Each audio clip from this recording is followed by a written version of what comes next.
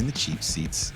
We experimented with this a little bit last year and we had a good time. So I'll be teaming up with Parallax Views host JG Michael to give independent B movie cinema the respect it deserves. Often, when people hear the term B movie, they discard it as a lesser film, cheaply crafted and sleazy, an incoherent mess. And while that may be the case for some of these, so bad they're good films, this isn't the case for all of them.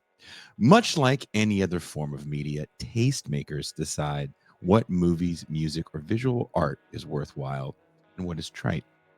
This is where capitalist realism really comes into play. As much as we like to believe ourselves to be individualistic, we often fall prey to the stereotype that projects made outside of the big studios aren't going to be up to par. But it is the independent, innovative spirit that has actually created tools that would be adopted at the major studio level. There was a time where independent film was the best training ground for young actors, directors, producers, and of course, practical effect makers. This show, for me, is a love letter to all the late night, low budget action, horror, and thriller movies I watched as a kid that reminded me that there were great stories left to tell that weren't dominated by the Hollywood hit machine. Hopefully, this show will turn you onto some new movies to add to your watch list. Where tonight we'll be discussing Hello, Mary Lou, Prom Night 2? 2? The question mark.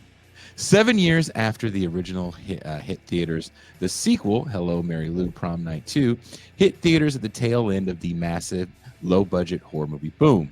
Prom Night 2 is not a true sequel as it doesn't follow any of the characters from the original Jamie Lee Curtis slasher. It is its own unique story, one that, for many, is a much better movie than its slash-by-numbers predecessor. Prom Night 2 is the story of Mary Lou, a promiscuous high school senior who revels in her lust for chaos. The movie opens in 1957, 30 years from what would be the present day, which in this case is 1987.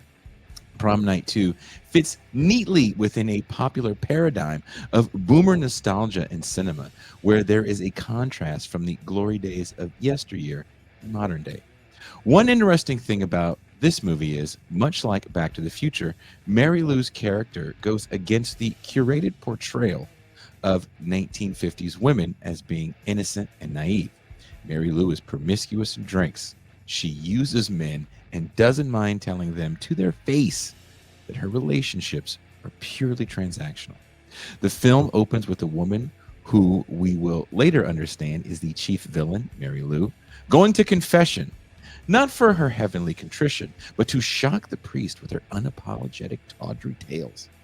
After proudly confessing her biblical misdeeds, she lets the priest know that she is not there to seek repentance, but to scoff at the idea of chastity. In life, Mary Lou is a bad girl in every sense of the word. But after a tragic prank goes wrong, Mary Lou is burnt to death at prom.